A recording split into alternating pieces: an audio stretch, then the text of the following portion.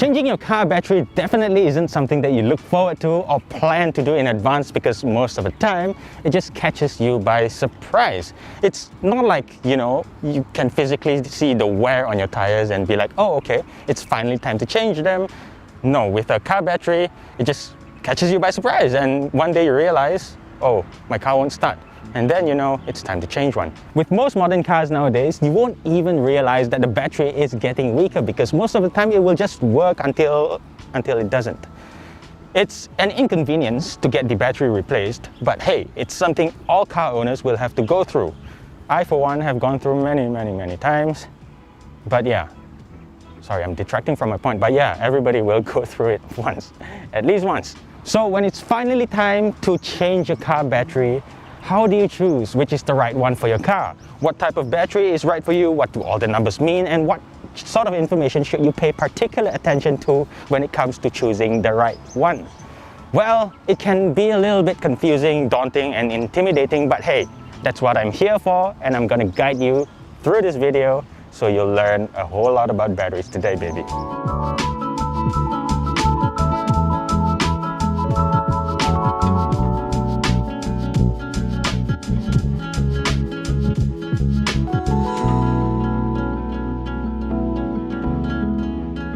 First of all, there are many car battery brands out there today. You have the mainstream brands like Century, GP, Yokohama, and Yuasa. There's also Varta, Bosch, and relative newcomers like Camel, and of course, the brand that is taking the Malaysian market by storm over the last few years, Amaron. More often than not, choosing the right car battery brand is mostly going to be the most crucial decision that you'll ever have to make when it comes to buying a new battery. But first, let us talk about the differences or the battery specifications.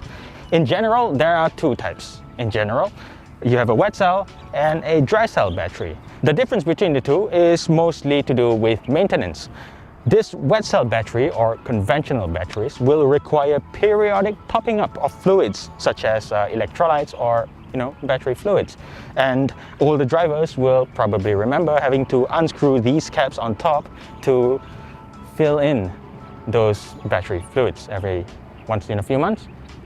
However, younger drivers such as our camera operators Joe and Kamal, they would never even realize that such a battery ever existed. But that's because most modern cars these days, they ship with this dry type battery, otherwise known as maintenance-free batteries or zero maintenance battery. And as the name implies, you don't even have to top up any form of fluids. It's completely sealed, and it typically just runs for a few years uninterrupted, maybe 2 to 3 years, until you have to eventually replace it. That's if you go with a good brand, of course. Maintenance-free batteries are generally slightly more expensive than wet cell types because it has pretty much become the industry standard nowadays. Almost all replacement car batteries sold in Malaysia are maintenance-free units, and that's perfectly fine.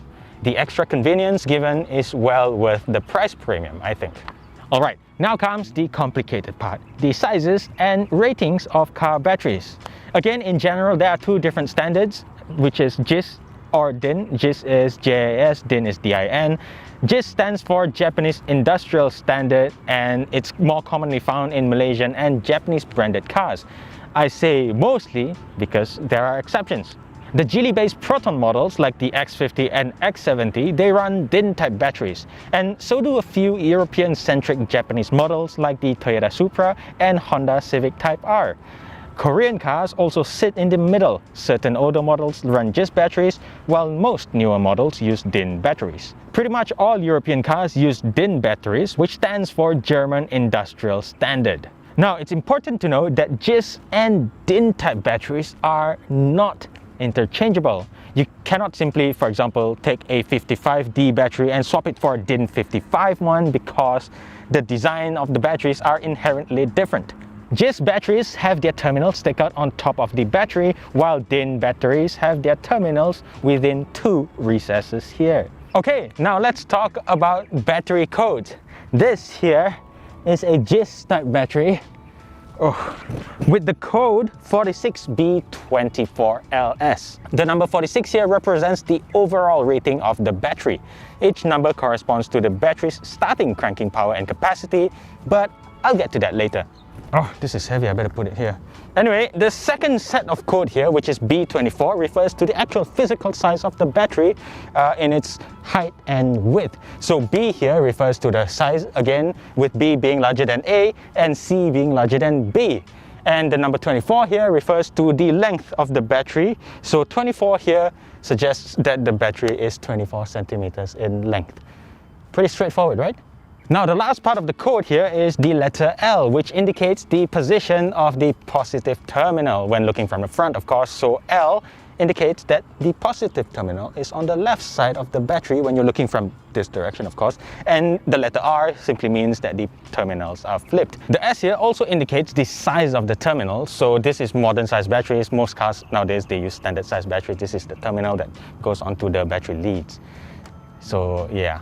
Now this is crucial because you cannot simply just buy an R battery for an L socket battery, because the battery leads are not going to be long enough for you to flip over and have them connect the other side. It just doesn't work that way because the dimensions are very tight and the tolerances are very low. So be sure to refer to the exact specifications of your current battery to make sure the terminal is on the left or on the right. The very tight space here also means that you cannot simply just put in a bigger size battery to overcompensate for whatever reason, because it just won't fit sometimes. As an example, a Proton Saga uses a 46B24RS battery, while a Perodo Abueza uses a 38B20L battery. The capacity, size, and terminal positions are all different between the two. Now let's move on to DIN type batteries, which is much simpler. Well, it's actually simpler because we already know the simplified version of their names, which are DIN 55, DIN 74, and so on. Again, the numbers 55 and 74 here actually represents the performance rating of the batteries, with the higher, of course, being better. As you can see here, this is the R variant, which indicates that the positive terminal is on the right side of the battery. And in this case, this is the 55 DIN R, just like GIS batteries. LNR. Some, though not all battery brands, also show more detailed performance ratings of the battery on the case or the box. This Amaron battery, for example, has ratings for AH, CCA, and RC, which are the three most common specifications for car batteries. AH stands for amp hour and is the measurement of the battery capacity, as in how much energy can be stored in it.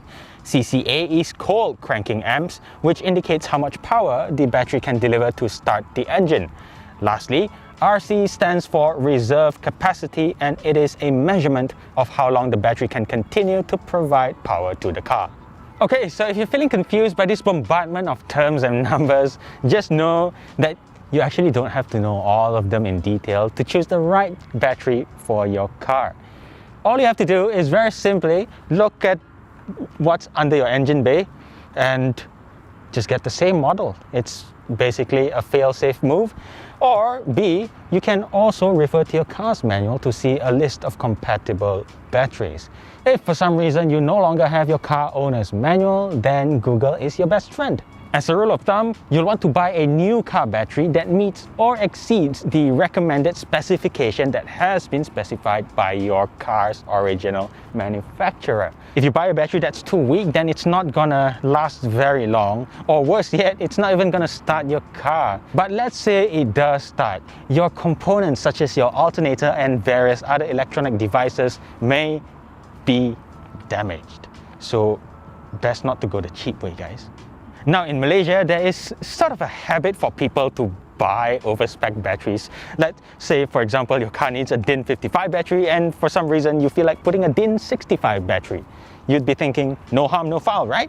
After all, bigger is always better, no? Well, with car batteries, bigger is not always better. Buying an overspec battery may actually last a little bit longer, but remember, they would be far more expensive to buy in the first place, and in some cases, you'll also be putting extra load on your car's alternator to charge up a bigger battery capacity than it was designed for. Ideally, you should also upgrade the alternator to a high amperage type to accommodate the higher spec battery if you really want to. But this involves higher costs, so I recommend you not do this. In the long run, I'd say the benefits of overspeccing your car battery size is rather minimal, and you're really just better off using the recommended size battery. After all, if the actual engineers who designed the car and created its specifications said this battery is enough to power the car, who are we, keyboard warriors, to say no, the car needs a bigger battery because we say so?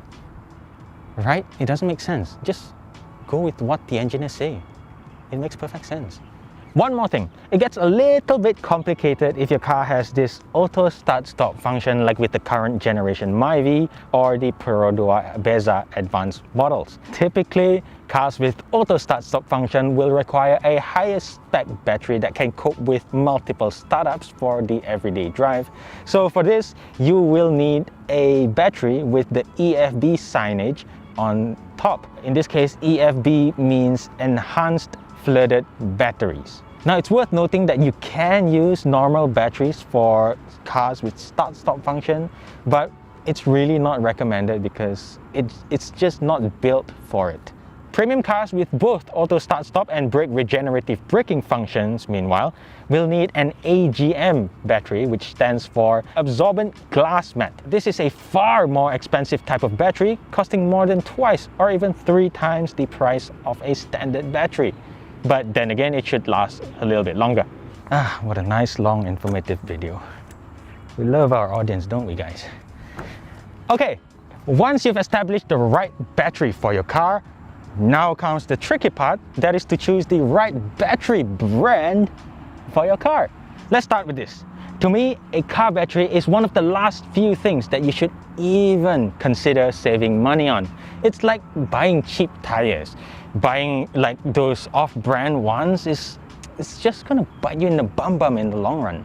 It's the same with car batteries. In general, you do get what you pay for with batteries. The cheaper budget options may be kinder to your wallet to begin with, but more often than not, they will likely fail earlier as well, making you change batteries more often. In the long run, you'll end up spending more money on batteries that way. For example, spending 200 ringgit on a car battery that's only going to last you 1 year versus spending 300 ringgit on a car battery that's going to last you 2 years of use, you know which one makes more sense to buy, right? And beyond just dollars and cents, having a reliable car battery in your car is just going to give you that extra bit of peace of mind. Imagine waking up one day trying to get to work and your car just refuses to start because your battery has gone dead from not spending enough on a battery brand.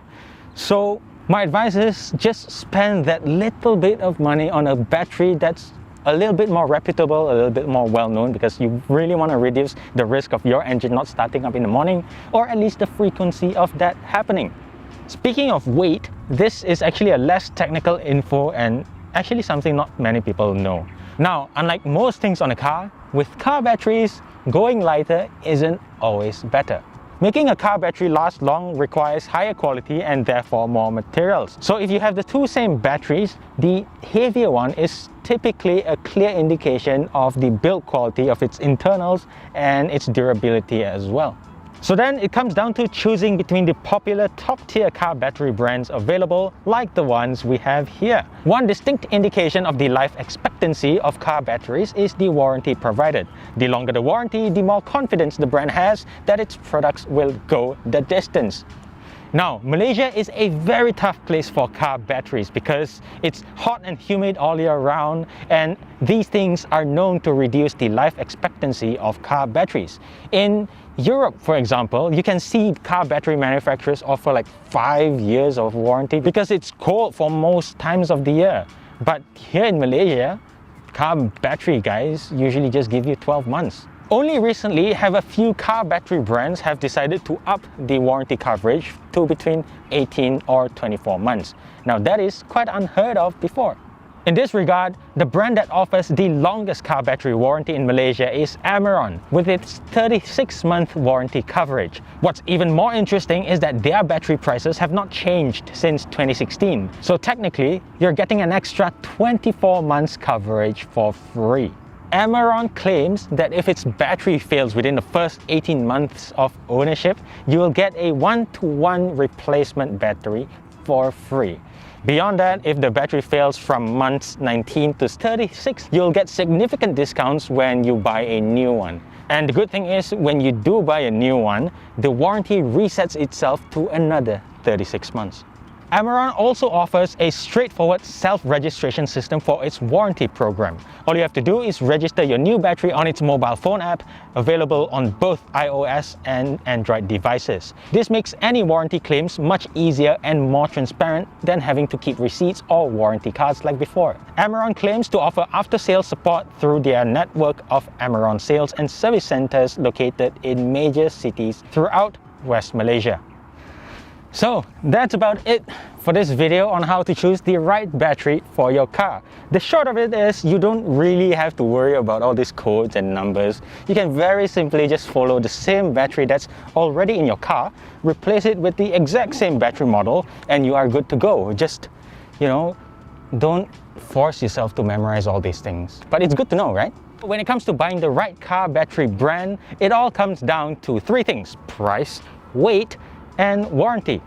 So I hope this video has helped you clear the air around the myths or the uncertainties when it comes to buying a car battery. And I certainly hope you've learned a thing or two, because I know I have in the making of this video, of course. And as always, thank you so much for watching, and as usual, I'll see you guys in the next one. Bye bye.